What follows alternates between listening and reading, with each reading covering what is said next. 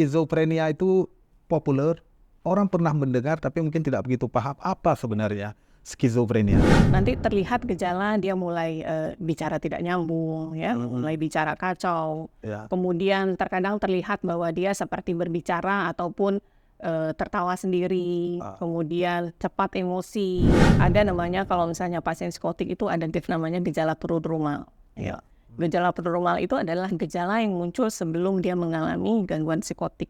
Jadi keluarga harus aware atau harus melihat ada perubahan perilaku dari keluarga atau anaknya. Jadi terlihat biasanya yang anaknya itu masuk sekolah atau kerja dengan baik, ini sudah mulai malas masuk kerja atau sekolah. Kemudian sudah mulai menarik diri. Ada yang memang harus seumur hidup, karena begitu obat yang itu memang dari penelitian bahwa ada beberapa persen pasien skizofrenia itu harus hidup dengan obat.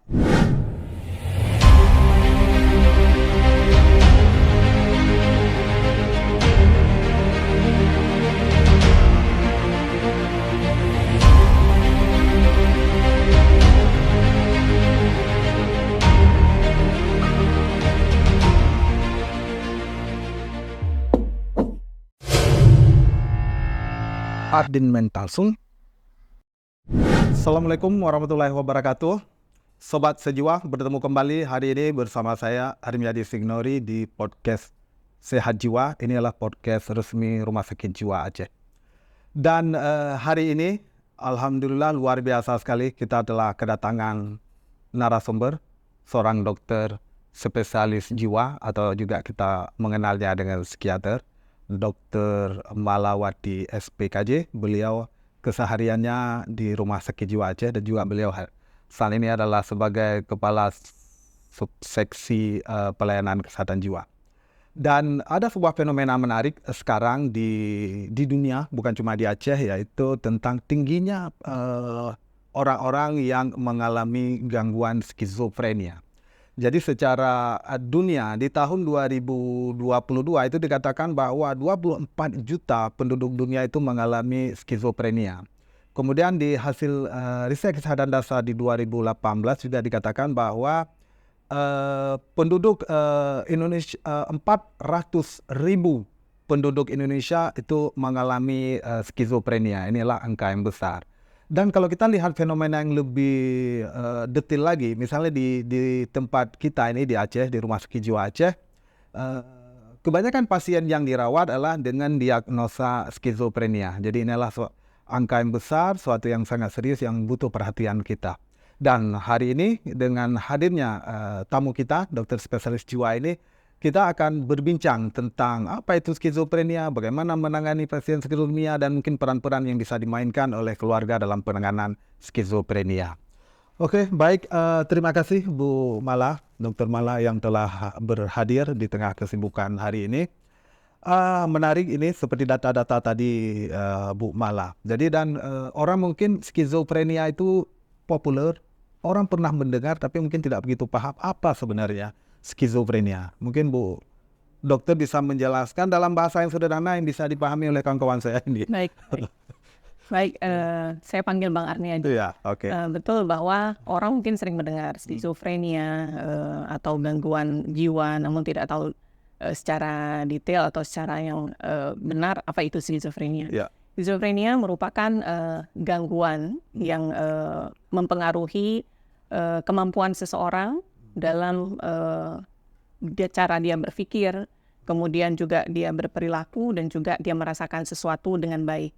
Ya. Jadi terjadinya gangguan dalam hal dia menilai realita.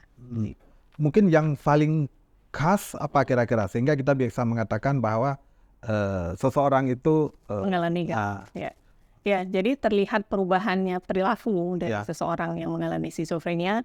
Nanti terlihat gejala dia mulai bicara tidak nyambung, ya, mulai bicara kacau. Kemudian terkadang terlihat bahwa dia seperti berbicara ataupun tertawa sendiri. Kemudian cepat emosi.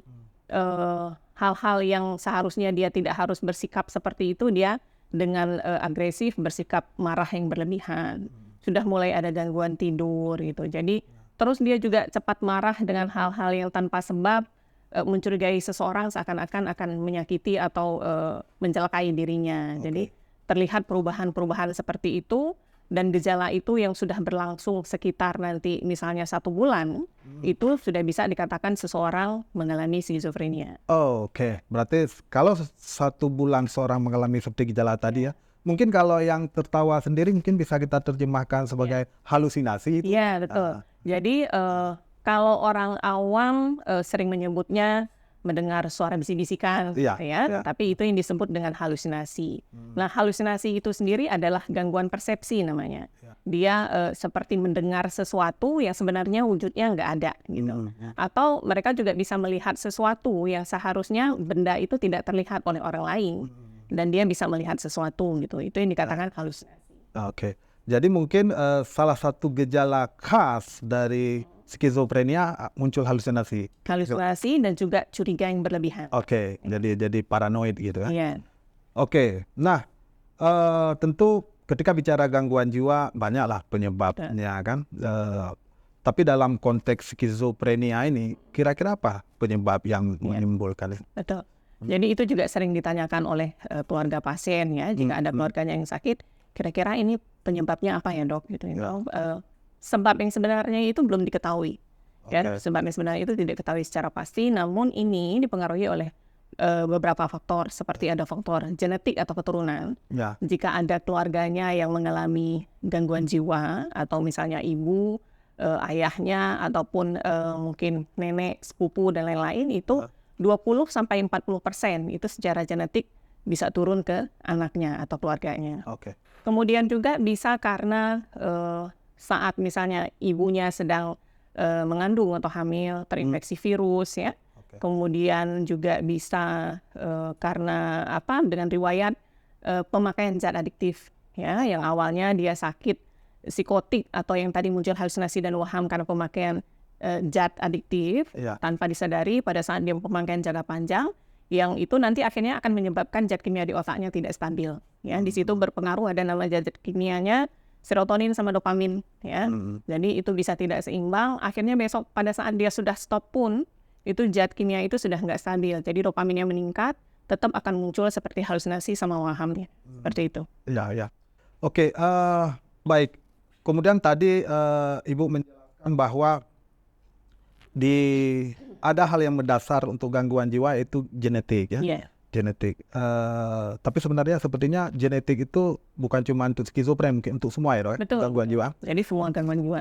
Sehingga saya ingin mengatakan bahwa ketika bicara gangguan jiwa berarti potensi untuk timbul gangguan jiwa dimulai justru sebelum seseorang itu lahir ya. Betul. Ya, ini mungkin harus menjadi perhatian kita ya. Oke, baik. Nah, kemudian ketika bicara skizofrenia ini kan ada beberapa jenis skizofrenia. Mungkin dok jelaskan apa saja sih jenis skizofrenia itu? Jadi memang skizofrenia itu ada beberapa jenis ya. Yang sering kita dengar adalah skizofrenia paranoid. Skizofrenia paranoid itu dilihat dari gejalanya yang menonjol adalah seperti waham dan halusinasi tadi. Kemudian ada skizofrenia residual, di mana yang gejala yang tinggal adalah gejala sisa. Kemudian ada skizofrenia hebefrenik, di situ adalah yang muncul gejala itu semenjak dari masih anak atau remaja. Nah, biasanya menonjol gejalanya adalah di mana cara dia bicara dan perilakunya itu terganggu semua. Jadi bicaranya betul-betul kacau, perilakunya betul-betul kacau, itu untuk yang hebefrenik.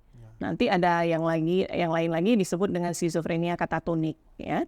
Katatonik itu adalah di mana terlihat seseorang itu seperti mempertahankan posisi yang seperti kaku, jadi begitu nanti diluruskan dia akan mempertahankan lagi posisi tersebut ya. Walaupun dari semua jenis itu yang paling banyak itu adalah skizofrenia paranoid. Jadi makanya yang banyak diketahui orang adalah dengan skizofrenia paranoid. Oke. Nah, kan ada ini sedikit Bu. Kan ada sering kita lihat ada perilaku gangguan jiwa yang sifatnya melakukan kekerasan. Nah, apakah ini termasuk kepada orang skizofrenia? Untuk kan ada kita baca misalnya di koran ada yang malah ada beberapa waktu yang lalu tuh ada pasien gangguan jiwa yang membunuh ibunya. Nah, apakah ini juga penderita skizofrenia itu? Jadi kita harus memastikan dulu seseorang itu melakukan tindakan kriminal atau kekerasan. Apakah betul akibat dengan gangguan skizofrenianya atau ada hal lain.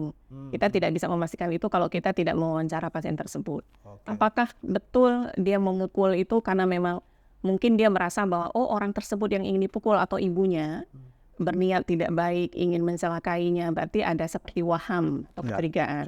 Atau ada suara-suara yang menyuruh dia memukul ibunya. Jika karena dia melakukan hal tersebut karena gejala yang tadi, berarti dia skizofrenia.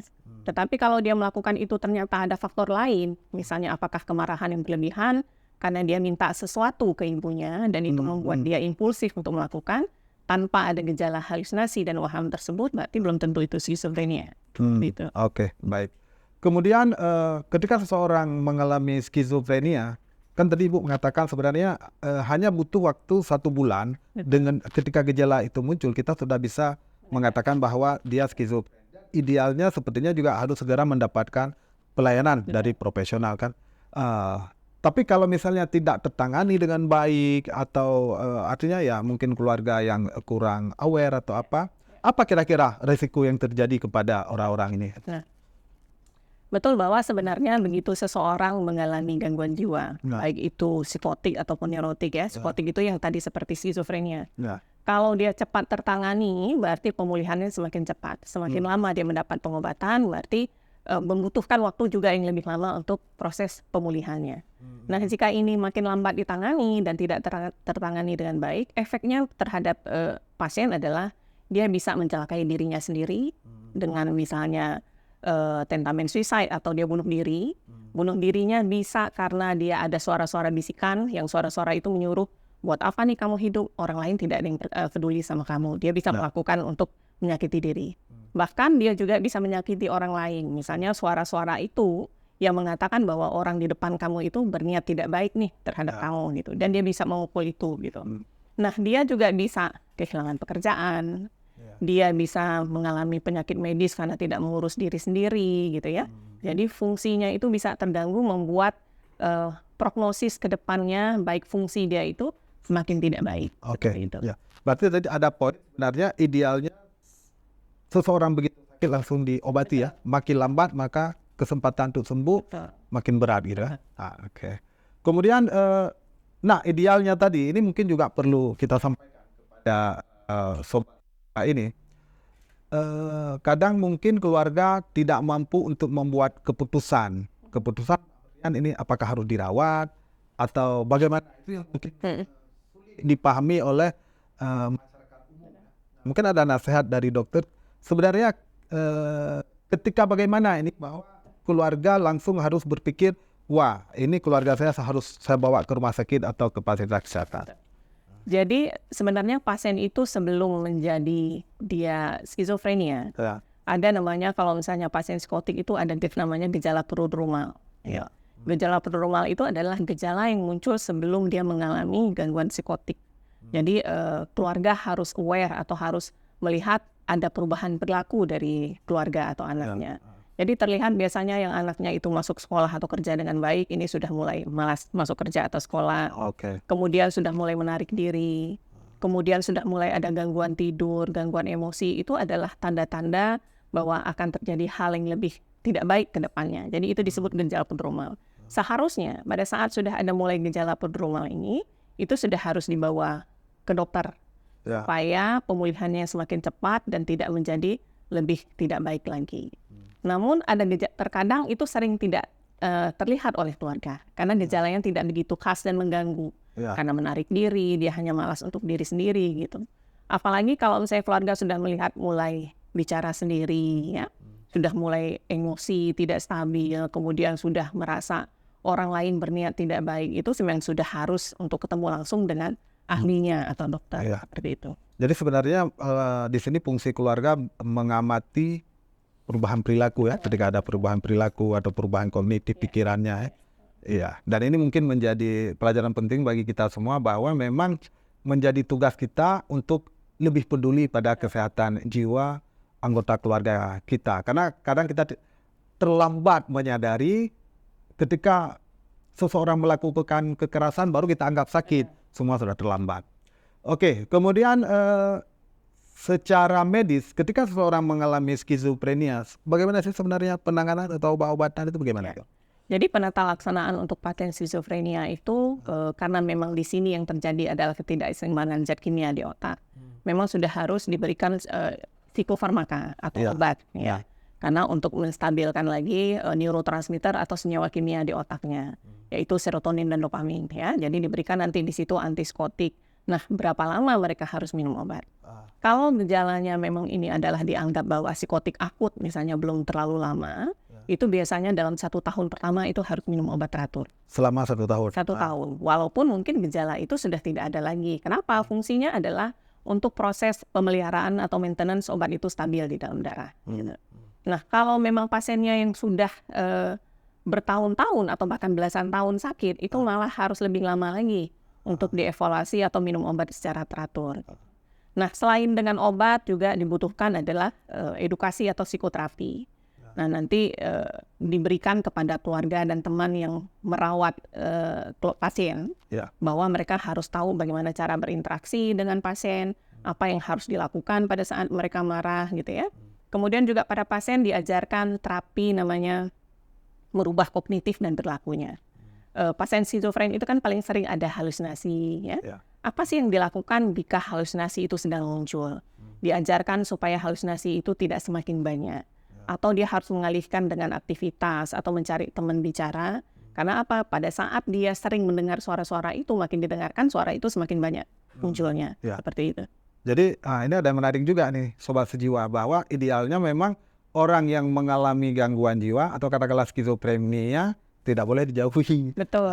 Ketika dia tidak punya support system, ya akhirnya dia bergelut dengan dunianya sendiri sehingga dia tidak bisa keluar dan lebih sembuh. Nah, sebenarnya ketika kan ada tadi pengobatan, kalau akut oke lah 1 tahun. Tapi kalau kronis artinya memang dia sudah bertahun-tahun, bisa lebih lama atau kemungkinannya seumur hidup itu?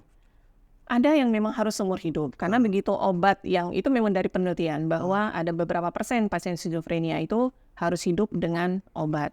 Tapi mungkin dengan dosis yang minimal tetapi cukup efektif buat mengurangi gejalanya atau menjaga gejalanya. Jadi dengan dosis kecil itu yang dipertahankan terus tapi gejalanya terkontrol. Ya. Oke, ini ada sebuah hal yang mungkin sering ditanyakan oleh masyarakat ketika kita menerjemahkan pasien sembuh, ya kan? Artinya ketika pasien dibawa ke rumah sakit jiwa, tentu keluarga berharap pasien ini sembuh baru dibawa pulang. Dokter mungkin bisa sedikit memberi penjelasan sebenarnya dalam konteks medis apakah sama dengan pemahaman sembuh yang dinilai oleh masyarakat? Ya. Dan itu juga sering ditanyakan oleh keluarga pasien ya, Ya. saat membawa ke terapis ataupun ke psikiater, Ya. Apakah anak saya sembuh dok? Ya. Sampai kapan nih dia harus minum obat? Ya. Nah, jadi sembuh pada gangguan psikiatri ataupun terutama ini skizofrenia adalah yang disebut dengan sembuh klinis. Apa Ya. itu sembuh klinis? Sembuh klinis adalah gejalanya itu bisa hilang atau gejalanya bisa berkurang, tetapi dengan misalnya pemberian obat secara teratur. Namun pada saat nanti dia sudah bagus, sudah bisa beraktivitas, jika masih dengan cara berpikir ataupun dengan pola yang sama, atau lingkungan yang tidak mensupport, tidak punya pekerjaan, nah itu bisa menyebabkan dia relapse atau kambuh. Jadi kalau dibilang sembuh, ya sembuh klinis, gejalanya bisa hilang atau berkurang, namun bisa balik lagi nggak? Kalau misalnya dia mendapat tekanan yang tidak nyaman, lingkungan tidak mensupport, dan dia juga dengan cara berpikir dia yang sama, gitu, ya dia bisa kambuh lagi. Seperti itu. Ya. Oke, kalau misalnya pertanyaan ekstrem nih, ekstremnya begini. Apakah pasien gangguan jiwa itu bukan cuma skizofrenia nih, Bu, ya? Semua apakah orang yang sudah mengalami gangguan jiwa bisa sembuh? Pengertian yang kita maksud sembuh di sini memang benar-benar sembuh. Apakah itu bisa terjadi? Sembuh yang tidak muncul sama sekali itu tidak tergantung yang tadi. Jadi sembuh klinis. Sembuh. Ya. Nah, tetapi ada yang pasien namanya gangguan psikotik akut nih. Kita anggaplah bahwa psikotik itu yang ada halusinasi, ada waham. Ya. Dia psikotik akut, baru pertama kali sakit dan juga baru muncul seminggu yang lalu. Ternyata dia obatnya bagus ya, compliant dengan obatnya bagus, dia mendapat support dari keluarga cukup baik, kemudian dia punya aktivitas segala macam. Sejauh ini tidak muncul lagi gejala itu. Gitu.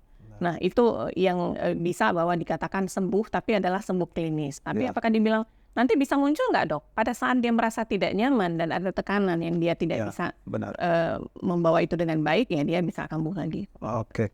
Nah, terima kasih nih dokter udah bincang-bincang kita. Tapi mungkin sebelum kita tutup, mungkin dokter punya nasihat ini untuk kita yang belum sakit nih, kita yang masih sehat agar tidak menjadi sakit. Mungkin ada.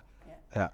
Jadi siapa saja bisa mengalami gangguan jiwa, baik itu seperti skizofrenia, gangguan psikotik, neurotik, nanti cemas dan depresi gitu ya. Intinya adalah kita selalu harus berusaha untuk berpikir positif ya, setiap apapun. Misalnya kita mendapat ujian sakitkah, ujian yang lain segala macam, bahwa itu adalah salah satu ujian yang diberikan Allah kepada kita, dan kita bisa berikhtiar, berusaha, ikhlas dengan apa yang diberikan. Setiap ada apapun di depan, bahwa ini adalah sesuatu yang nanti juga akan selesai dengan baik, berpikir dengan baik, selalu merasa bahagia, bisa menerima kritikan orang lain, bisa menerima masukan orang lain, itu akan membuat kita lebih baik, dan itu tidak menyebabkan kita menjadi lebih berat ke dalam gangguan jiwa. Iya. Mungkin kalau dalam bahasa agama jadinya ikhlas, syukur gitu ya. Nah itu didengar nih sobat-sobat sejiwa termasuk yang ada di ruangan ini, perbanyaklah syukur. Oke, baik Dokter Mala, terima kasih hari ini telah bersedia berbagi informasi dengan sobat sejiwa yang ada di seluruh Indonesia dan juga yang serumpun bahasa dengannya. Semoga perbincangan kita hari ini memberi manfaat.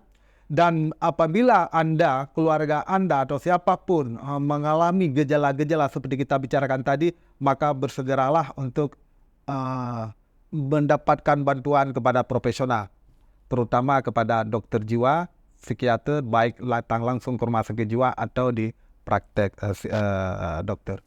Baik, sekali lagi terima kasih Dokter Mala, dan kami harapkan kepada sobat jiwa tetap sehat, tetap semangat, dan tetap sehat jiwa. Sekian, terima kasih. Assalamualaikum warahmatullahi wabarakatuh. Waalaikumsalam warahmatullahi wabarakatuh.